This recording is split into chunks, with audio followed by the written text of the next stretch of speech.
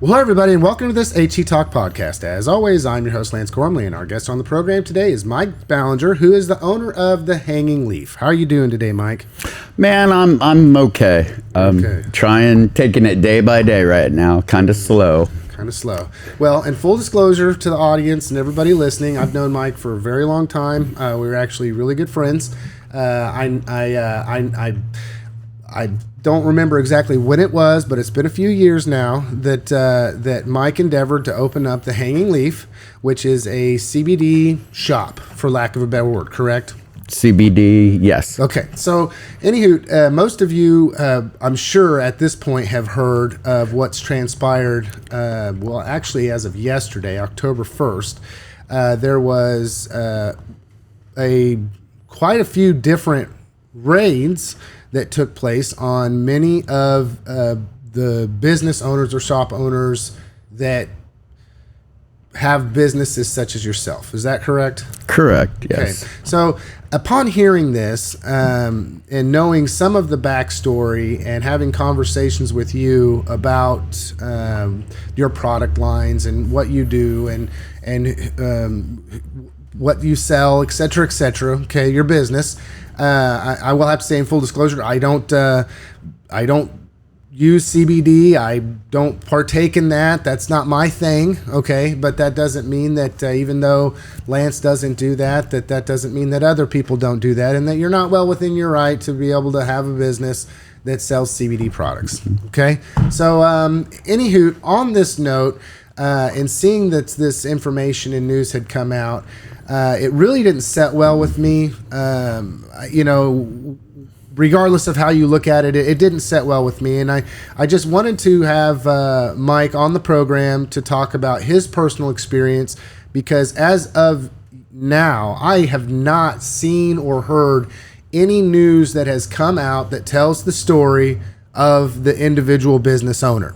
So this is an opportunity to learn a little bit about this CBD, the businesses that sell these products, what is transpiring, and what maybe we can summarize might be the future of this. I don't know. So I think we're in the I don't know stage. Anywho, so before we get started, I just want to give Mike the opportunity to speak about how he got into this business, why he got into this business, about the time frame, maybe a timeline of when you decided to do this to when you got your license, et cetera, et cetera. So back in 2021, I had suffered a back injury, and I didn't want to go the traditional pharmaceutical way to deal with the pain. So I looked into other alternatives, and I found CBD. I learned that CBD could help me get through my day-to-day life, and I could function. So we opened up our first shop in 2021, and I thought maybe I could help other people. I became a member of the Chamber of Commerce in McPherson, a member of McPherson Main Street. I became part of their community with my shop. I loved being a part of Main Street McPherson. I loved that. So when you said that being part of Main Street, being part of the chamber, I know that your shop was basically in the middle of downtown McPherson, Kansas.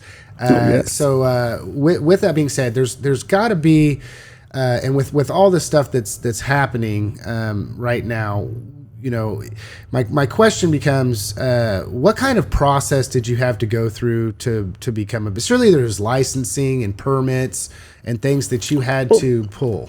So with my shop, I am listed as a CBD retail shop. I am licensed as a business, of course, as a CBD smoke shop, and it's a federal. Everything I was selling is federally legal under the Farm Bill Act, and obviously, here recently, the state of Kansas has deemed all of my products illegal. And I don't know that yet. I want to get into that here in a little bit in this conversation because I kind of know the situation. You had reached out to me probably, I don't know, 3 months ago, I think. So from 2021 to about 3 months ago in 2025, you operated your business like usual every day. Oh, no yes, issues, sir. No problems. Even donated to the sheriff's department and had the local sheriff in my shop. Yeah.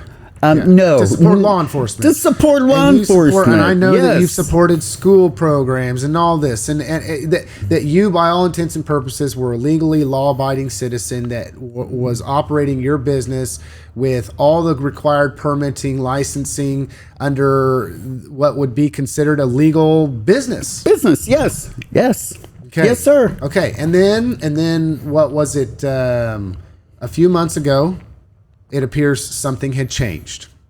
Yes. Can you tell me that story?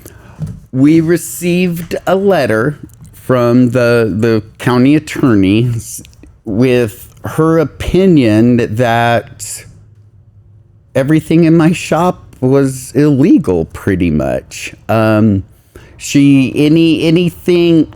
Anything in my shop was illegal. When they came in yesterday, they completely took even CBD.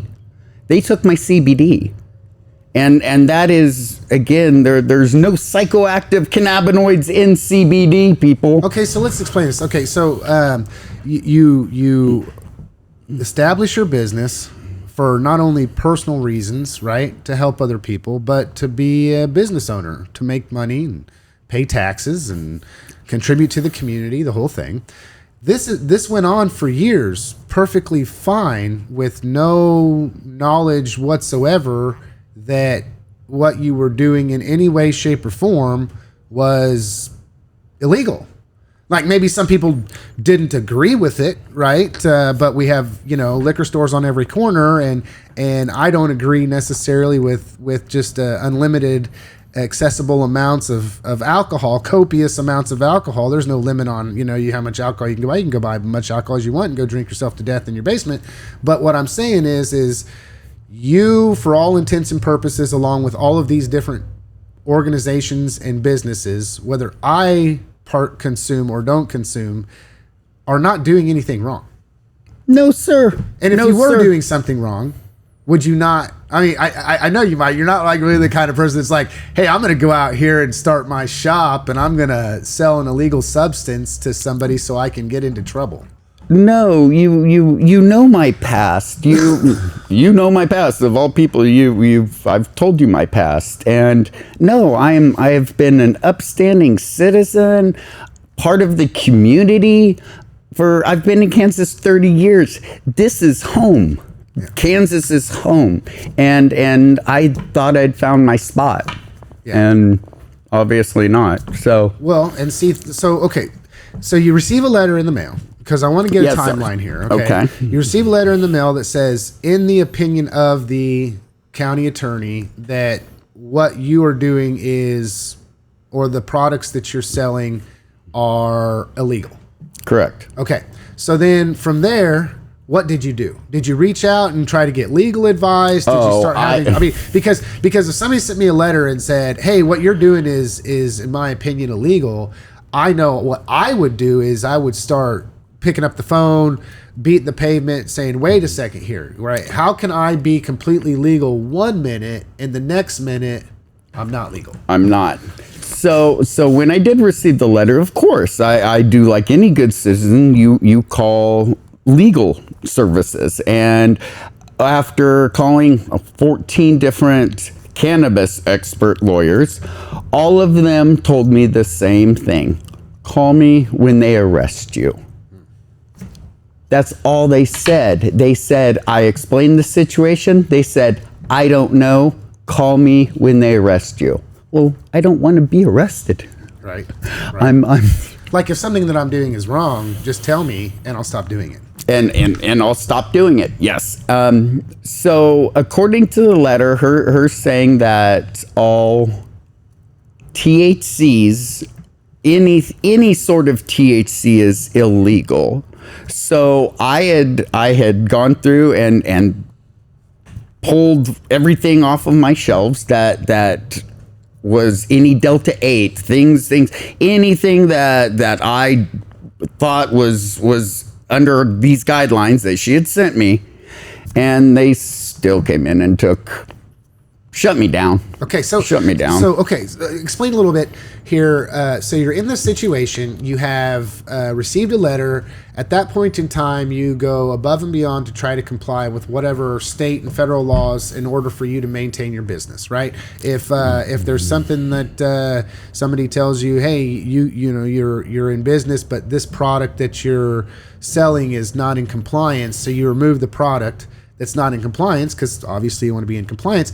But explain for the audience, because I think there's a lot of confusion going on here, and I even don't know a lot about it, because there's some science behind it. But if we're in this situation for somebody that thinks that somehow or another you're a weed dealer, or that you have products that are there to get people high, or whatever the case may be, that's not the we're not talking about legalizing marijuana here. We're not talking about doing any of that, because they're two different things, right? Yes. And I just and the reason why I want to ask this question is because there's something, as I've been following this, that I think is just really misleading. Okay, and this is not your words; these are my words. But as I've sat here and tried to research this as much as possible, I just want to put out what Cake News put out, which was a quote, a statement by KBI Director Toni Mattivi, and it says that we are taking this action because we are seeing instances across the state where young people, Kansas kids, are suffering bad effects from too much THC. Okay, now I just got to say that's horribly misleading. Okay, horribly. And the reason why I say it's horribly misleading is because the very, very, very limited amount of knowledge that I have is you're not selling THC, you're selling CBD.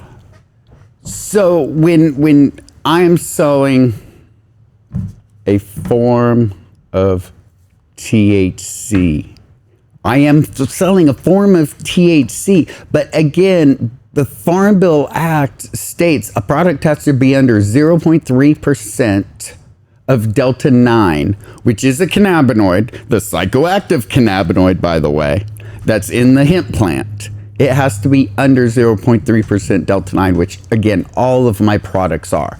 And when I got the letter and it stated all THCs above 0.3, now we're saying all, not just the Delta 9 THC, they're saying all. So that's what I went into compliance with. And still, they came in and pulled my CBD.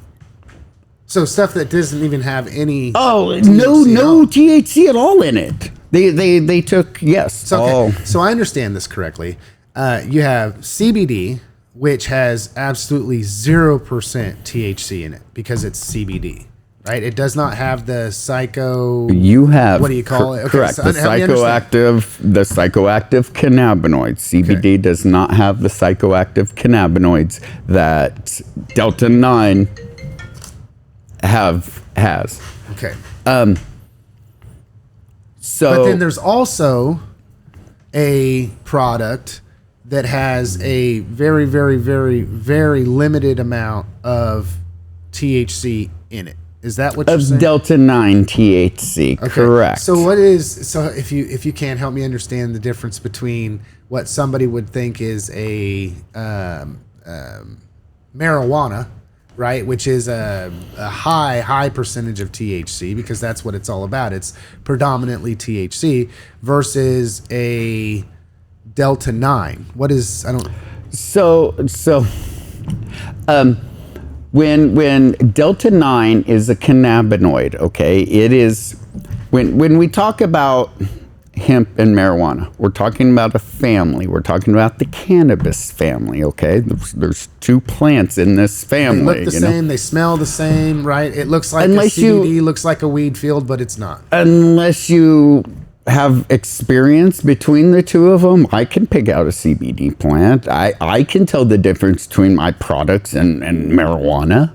I mean, it doesn't take much because again, it comes from the hemp plant, where none of my products come from the marijuana plant, and because of this cannabinoid, the Delta 9 cannabinoid, as long as a company follows the federal standards that says that product's supposed to be under, again, all of my companies follow those guidelines, and obviously state trumps federal. Well, we know this. We know that states' decision can be that they are more restrictive, but cannot be less restrictive than federal law. So to say that if the federal law states that you can have, under the Farm Bill Act, possession of something that has 0.3% THC, that the state can say, no, you can't have anything that has any THC in it whatsoever, and that's perfectly legal.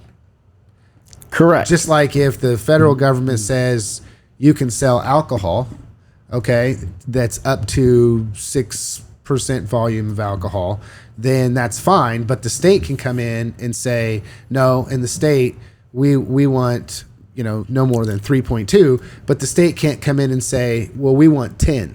Right. Because federal law says you can't. Okay, so I guess I wish I knew more about the actual scientific part of the breakdown of the plant. The breakdown of the plant, yes. But even then, if so you receive this letter. This letter says that you're not in compliance, so you make an attempt to be in compliance. You took everything from what you could possibly imagine would put you in a situation where you were not in compliance with what they were wanting you to be in compliance with, that then you thought you were right as rain at that point? Well, correct. Because what a lot of people do know is that I'm in California most of the year taking care of my dying father. So I have my child running my shops and employees. I don't want to endanger them with law enforcement or put them in that situation. So of course, I make sure, and I don't know. Yeah. I don't know. I didn't get a lot of sleep last night, so I'm a little bit tired. I apologize. Yeah. Well, and this is fresh and very fresh. And I'll say that we're doing this interview not really knowing where we're at in this stage in the game, right? And I say not where we're at because, well, all of these businesses, right, who were rated, right, by the KBI. Upon direction of the KBI director and in conjunction with the Attorney General Kris Kobach, it's not like they were just doing it in the basement, right? Passing it out from the basement window as though they were doing something illegal. I mean, they were completely out there in the communities, business front shops, everybody paying our taxes. Yeah, everybody. Ultimately, everybody was doing what they believed were completely law-abiding things to be doing. 100%. I mean, it's not like it's hard to find you. It's not like it's a trap house where people are, peddling drugs out of a trap house. I mean, it would almost be like. It's not even in comparison, right? And then that's my opinion. And I'll go once again. I'm not a consumer of CBD, Mike. You know this, right? I don't come into your shop and I don't buy CBD, and that's not my thing, and that's fine. But it doesn't change the fact that... Lance, I was on Main Street in between the used bookstore and the McPherson Main Street Deli. It's now La Jefe. But I was right there, right across the street from People's Bank, would go over and do my banking at People's Bank. Paid my taxes, I sat out on my park bench with my dog every morning and waved at people when they drove by, a part of the community, which again is probably going to be the hardest part about this. Yeah. Yeah, and I got to go back to this. Not putting words in your mouth here, okay? But the most outrageous thing to me, Mike, the most outrageous thing to me is I don't understand the connection. this is not your connection, but I just got to say, I don't understand the connection at this point in time, and I would really like for somebody to explain this in a little bit more detail without using political platitudes here, or saying that somehow or another they're for the children.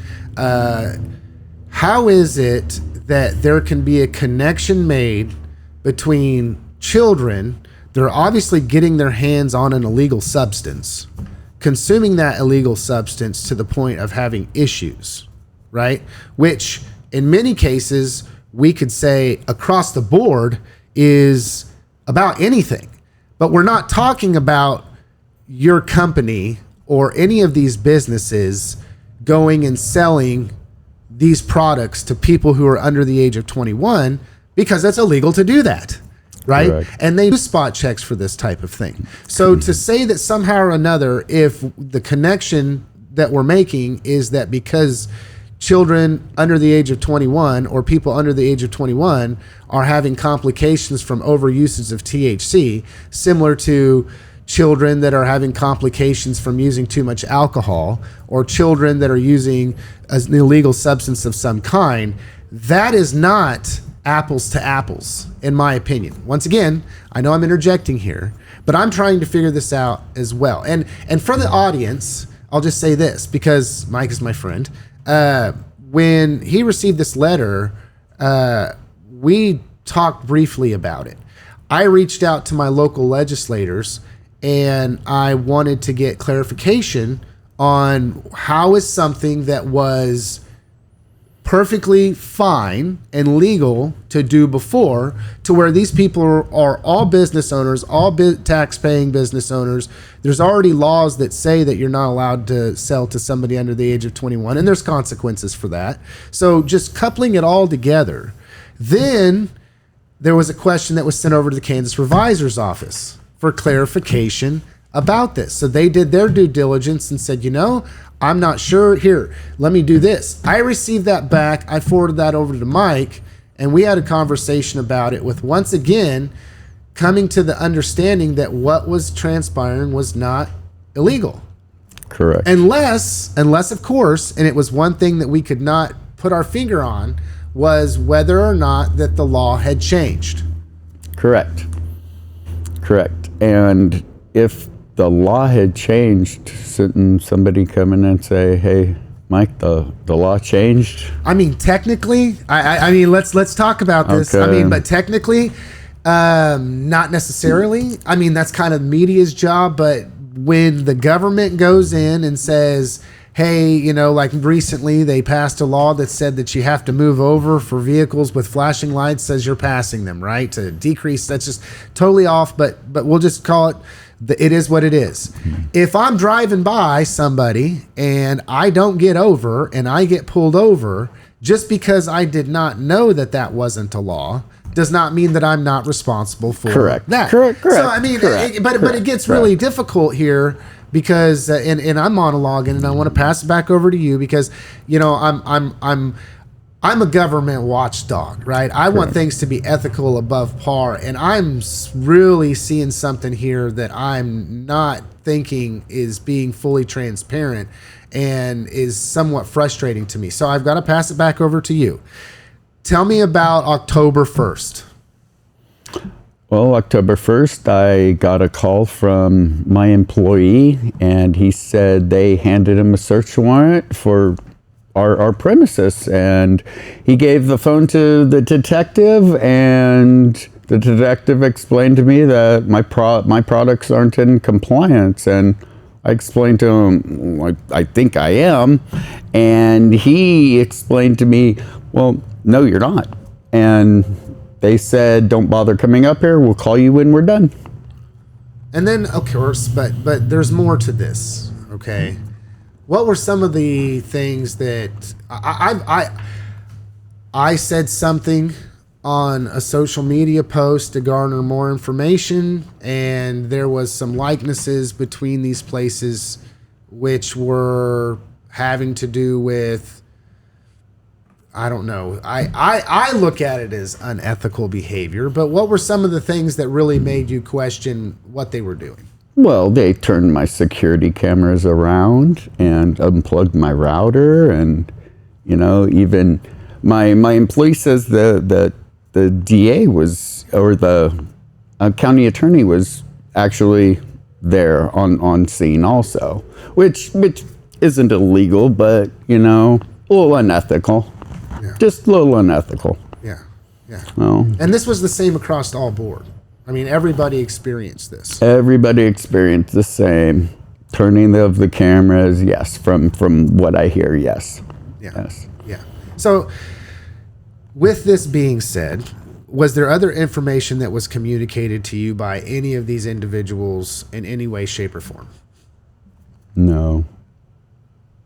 No sort of communication. Thank you for being. He told my daughter, who manages the place, who was there to lock the doors. He told her, thank you for your cooperation, and made sure that they didn't break anything, which I appreciate. I appreciate that they didn't, you know, come in and bust cabinets and whatnot. That's money there. So yeah. Oh, but they broke me. I feel this is just the way of getting rid of shops like mine. If you take enough product, then I can't reopen. So that's what they've done. Yeah. Okay, so question, right? You doing your due diligence, I know that you have paperwork right here, right now, okay, that talks about when these products that you have are tested, how they come out. Correct. So you even go above and beyond to do the due diligence of ensuring that whatever product you have is in compliance with what you believe to be federal and state law. Oh, correct. And also, you know, this comes in all of our products. When we get our orders in, there's a third party tested paper in there, just to let everyone know that this is federally compliant product. Well, and it says here, attention UPS, USPS employees, government officials. This package does not contain marijuana. It is UPS and USPS approved low THC less than 0.03 shipment. Correct. So no matter what you've done, as far as who you are, a business owner, legally law-abiding citizen, did the appropriate paperwork, did the appropriate thing when it comes to your business, paying taxes, doing everything you can to stay in compliance with what you believe the law is, you now are being treated like a criminal. Correct. And that's my words. Correct. And along Correct. with everybody else that's in the same or similar situation as yourself. Correct. And, you know, again, reached out to various attorneys yesterday. Yeah, because now you're in a situation, so they tell you wait for the situation. Now you're in a situation, so you reach out. And again, when I did talk to the detective, he says we're seizing all of your products, but we're not arresting anyone at this point. At this point. So we're not going to press charges At this point. Correct. And reaching out to an attorney, they told me the same thing. Well, if charges haven't been pressed, nothing I can do for you. And that's been the hardest one to stomach. Well, I mean, honestly. Seems like, I mean, you know, whether you agree with the business that Mike is in, let's say you don't see the purpose of that or whatever, it still just seems very. Can I interject for a minute? You've mentioned that several times. You know, if you don't agree with the business with what's Mike in, let's. I don't agree with all the liquor stores. I mean, you know. Yeah, because you ain't really a drinker. No. Yeah. And I'm not really, you know, I don't indulge in my products. I like my lotions. They're in my opinion, there's nothing wrong with having a Delta 9 drink as opposed to a beer. I don't have a hangover the next morning like the person with the beer. Yeah. I just don't understand. I just, again, if you don't like my business, I don't like alcohol. Yeah. Well, speaking of alcohol, okay, let's go here. The even more confusing thing to me, Mike, is that these products, the very same products that you have on your shelves that you sell, are in almost every convenience store, in almost every liquor store, in almost every vape store. You can buy CBD at Walmart. You can buy CBD. You can buy the same product I was selling at Walmart, man. The same product that was confiscated from you as though you were a trap house selling drugs out of the basement like you're a fentanyl dealer. Yes, sir. Yes, sir. Or a meth dealer. Yes, sir. And, you know, they even took our own personal line. I'd worked with the company to develop a CBD gummy and a Delta-9 gummy and a pet treat specifically for my customers, and they were our line, and it took me years to work with these people and come up with a product that I felt was good for everyone, had good parts of everything in it. And you know, they even took pet treats. They even took our pet treats. Do you think that here I'm with you, because interestingly enough, right, and this is where I get triggered, and why I'm so why I invited you out here on the program, obviously, except for the fact that, I mean, excluding the fact that we are friends, and I know you to be somebody that's a good human being. I mean, the whole thing, right? You know, but we're sitting here, and when trying to read, understand, and be able to stay within the bounds to ensure that you're illegal. Okay, I go back to this, Mike. If what you were doing was illegal, would you be doing it? No, sir. If you had any idea whatsoever that something had changed, a law had changed, or that whatever the case may be, would you be in business on Front Street, Main Street, selling a product that you believed was perfectly legal? And you know, I go back to the trap house, Mike. You know, they're treating everybody as though they did this big raid on, and this is me interjecting here, okay? I just, the way I look at it, you know, it's almost like they went out and they raided 10 fentanyl dealers, or more to come. If you're in the fentanyl game, which is killing these kids, this is what we're going after. Instead, they're going after something that's sold in every convenience store, in Walmart, and everything. I don't want to be the one running this interview here. I apologize for getting somewhat emotional about it, and I hope I'm not dragging you through that, Mike. I think the audacity, along with and I'm going to call it misunderstanding, because I don't want to call it being incompetent here, because I don't want to throw that in anybody's direction to say that somehow or so. But it's almost like it's this twisted. It's starting to get twisted. Mm. You're wanting to go after individuals who don't sell marijuana because of the effects of children illegally getting an illegal substance in the state of Kansas that are having problems with this illegal substance. You know, you've brought that up several times through this about children, and you know, every single time that we have had them underage try to buy from us, I have gotten a letter in the mail stating your employee did excellent. Every single time, because I'm a firm believer that, honestly, I don't think people should be able to indulge in any sort of THCs until their brains are fully developed.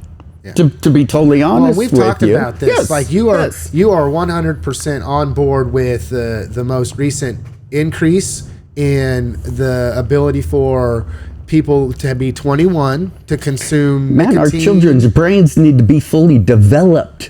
If know where you're going before you go getting lost in life, you know what I mean? Yeah. But yeah, man, this has been a hard one.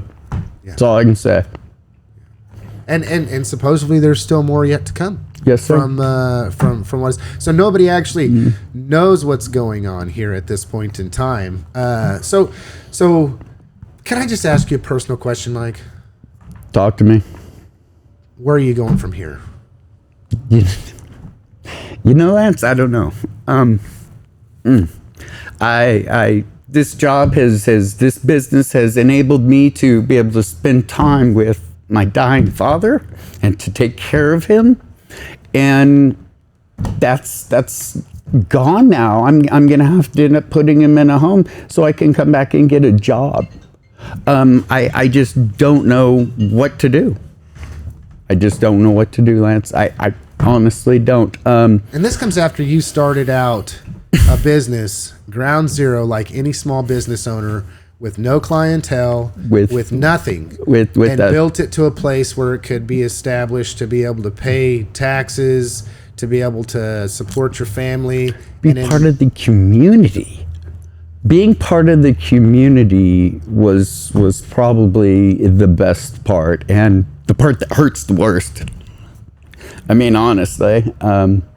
And, you know, I employed people in McPherson. I employed my own child to run my business for me. And now all that's gone. All of it's gone.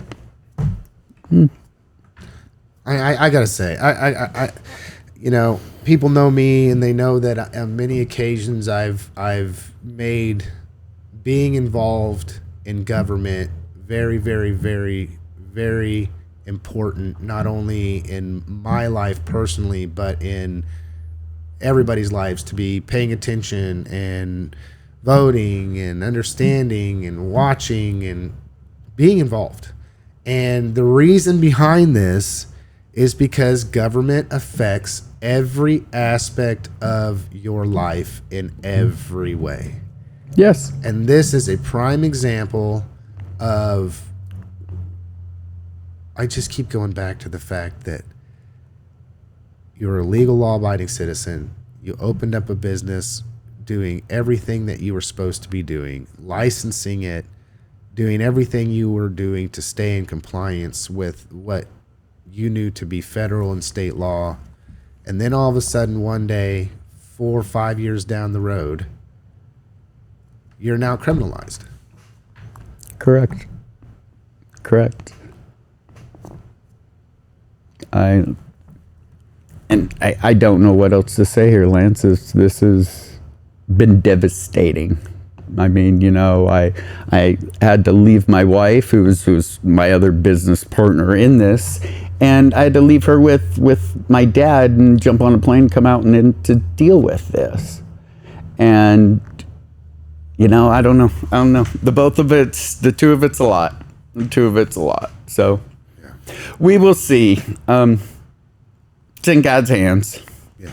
I do the footwork. That's my job. Well, Mike, I hope that I didn't go through this conversation being the one talking more than listening. Mm-hmm. I hope I didn't project anything onto you that you didn't agree with or anything. So I ask for apologies in advance with that. If I was the one, you know, the point of this podcast is to allow people that don't have a voice to speak out and have a voice. And that's all I wanted here today is for people to understand just where things are at right now. Okay, Mike, we'll keep it short because this is what we know at this point in time. I felt like I wasn't seeing the story of the business owner being told by anybody, to be completely honest. I think this is quite the snafu. I think it's ridiculous, and I would expect more from our elected officials and government agencies.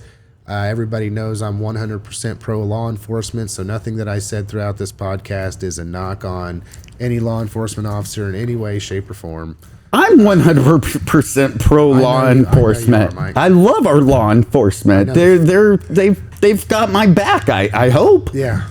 And this is, you know, I know this is a step, and I understand they're just doing their job. I understand they have a job to do. Yeah. And I just hope I can move on and learn from this and hopefully find another business that I can be part of the community with. Yeah. Well, all that being said, folks, feel free to share this, to comment what you think, whatever you think. Truly believe in people's ability to have the right to free speech and to make their case. And with that being said, I just want to hand it over to you, Mike. Like I do on every podcast, I give the guest the last word to speak directly to the hearts and the minds of everybody listening. What do you got? My last words would just have to be, I don't know, man. I'm kind of devastated. I'm in shock, and I don't know if we'll pull through. We will see. God's hands, all I can do is pray. Well, there you have it, folks. Thanks for listening to this HCTalk podcast. As always, I was your host, Lance Gormley, and our guest on the program today was Mike Ballinger, who might still be the owner of the Hanging Leaf. Have a good one, everybody.